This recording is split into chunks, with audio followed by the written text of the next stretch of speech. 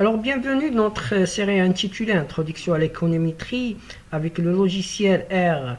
Cette séance, nous allons voir comment manipuler les variables qualitatives. Nous commençons notre discussion à propos de la manipulation des données de type qualitatif en définissant une distribution de fréquences. Et pour cela, nous allons importer notre jeu de données qui comporte 4 variables, 2 variables quantitatives et 2 variables qualitatives. Et nous allons bien évidemment cibler les 2 premières variables, à savoir le pays et les types de voitures demandées. Pour développer une distribution de fréquences à partir de ces données, autrement dit, le nombre de fois où chaque marque de voiture apparaît dans notre jeu de données ou le nombre de fois où chaque pays apparaît dans le tableau qui comportera bien évidemment la dimension 116 observations, on passera la commande table pour notre variable type et table pour notre variable pays. Ainsi, vous voyez que la première variable comporte 5 modalités et la deuxième variable comporte 3 modalités. Pour la première variable, elle comporte 5 modalités. Berline qui apparaît 17 fois, compact 22 fois, medium 30 fois, micro 22 fois et sport 25 fois. Ces chiffres forment la distribution de fréquences présentée dans le tableau. Cette distribution résume de façon précise la répartition des 116 achats de voitures entre les 5 types de voitures. D'après cette distribution, vous remarquez que le type médium vient le premier, ainsi il est le leader. Les voitures de sport arrivent en deuxième position. Les 2 voitures compactes et micro arrivent en troisième position. Et enfin, Beeline occupe la dernière position. On pourrait, à partir de cette distribution, s'intéresser à la proportion ou au pourcentage de chaque modalité. Ainsi, on pourrait calculer la fréquence relative de chaque classe donnée. Autrement dit, pour l'ensemble de données constitué de un individu, dans notre exemple, nous avons 116 observations. La fréquence relative de chaque classe est égale à la fréquence d'une classe sur n, ça veut dire sur 116. Par exemple, pour la classe de type Beeline, on divise la fréquence 17 sur 116. Pour la modalité compact, on divise 22 sur 116, etc. Alors, comment calculer la fréquence relative, ce R? Tout d'abord, on crée une variable que nous appelons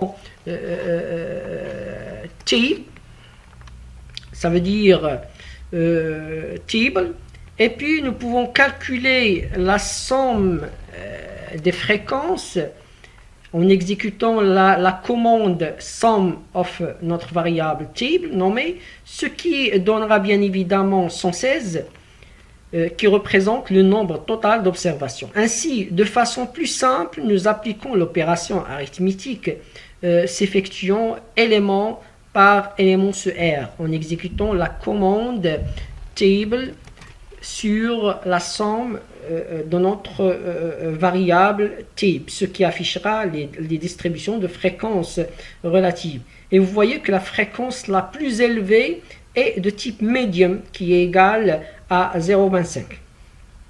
Cependant, il existe une commande dont le rôle est de vous donner directement le résultat en exécutant bien sûr la fonction prop table, voilà, qui affichera les mêmes résultats. Très bien. Notons qu'il est possible de limiter l'affichage des décimales à l'aide de la fonction round. Par exemple, pour afficher 3 chiffres après la virgule, on tapera la commande round pour notre variable et vous voyez que on a mis 2, ça veut dire 2 chiffres après la virgule. Pour calculer la distribution des fréquences en pourcentage, on multipliera simplement les fréquences relatives que nous avons obtenues par 100, ce qui donne les résultats souhaités. Très bien. Alors, pour afficher un graphique, pour décrire une donnée qualitative, nous utilisons le diagramme en barre. Pour cela, on exécute la commande plot. Et vous voyez sur la partie graphique que notre graphique est bien affiché. Et bien évidemment, R connaît directement qu'il s'agit d'une variable qualitative. Ainsi, vous voyez que la hauteur de chaque barre correspond au nombre d'occurrences de la classe considérée. Et pour les données qualitatives, les barres doivent être séparées, reflétant le fait que chaque classe est une catégorie à part. Le diagramme révèle également que le type médium est le type le plus demandé. Et vous voyez que sa valeur est égale à 30, c'est la valeur la plus élevée. Pour ajouter un titre colorier les barres en exécutant la commande plot, en ajoutant les arguments main qui permet d'ajouter bien sûr un titre, école qui permet d'attribuer une couleur pour chaque barre. Et puisque nous avons 5 modalités, on a ajouté 5 couleurs de 1 à 5. Il importe de préciser que R facilite la combinaison de plusieurs graphiques en un graphique global à l'aide de la fonction par. Et avec par, vous pouvez inclure l'option MFRow pour créer une matrice de tracé. Par exemple, l'argument MFRow qui est égal au vecteur concatenant 1 et 2, ça permet de couper l'écran en une ligne et 2 colonnes. Et donc, j'aurai 2 graphiques côte à côte, mais on peut aussi ajouter l'argument OMA qui définit des marges autour des graphiques. Une marge en bas qui est nulle et une marge à gauche qui est nulle, une marge en haut de 3 pour un titre, une marge à droite qui est nulle. Ainsi, on exécute la commande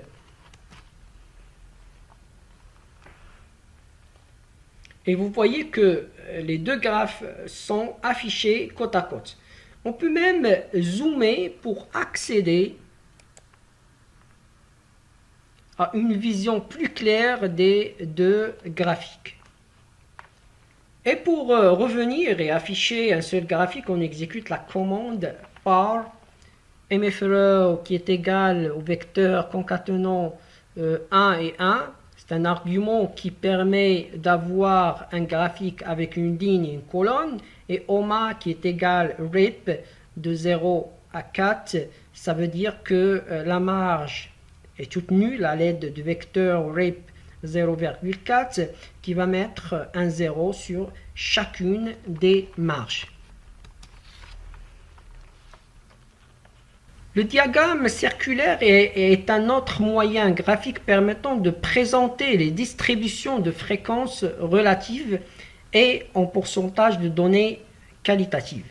Pour dessiner un diagramme circulaire, il faut tracer un cercle représentant bien sûr l'ensemble des données, ensuite en utilisant une fréquence relative pour diviser ce cercle en secteurs qui correspondent bien à la fréquence relative de chaque classe. Ce R, on exécute la commande pi pour notre variable type. Aussi, vous voyez le diagramme circulaire qui représente la variable type.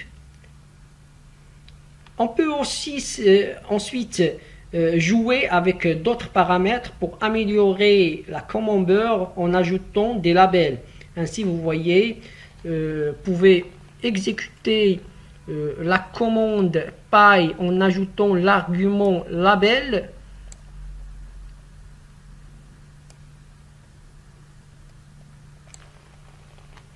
Qui permet d'associer à chaque nom les individus qui se trouvent dans chaque classe donnée. C'est pour cette raison on a ajouté bien sûr la commande paste qui permet de coller à chacune des classes sa valeur associée. Et pour mettre un séparateur de points entre la classe et sa valeur associée, on ajoutera bien sûr l'argument sep qui est égal à 2 points. Et en exécutant notre commande, vous voyez clairement que notre camembert est bien amélioré.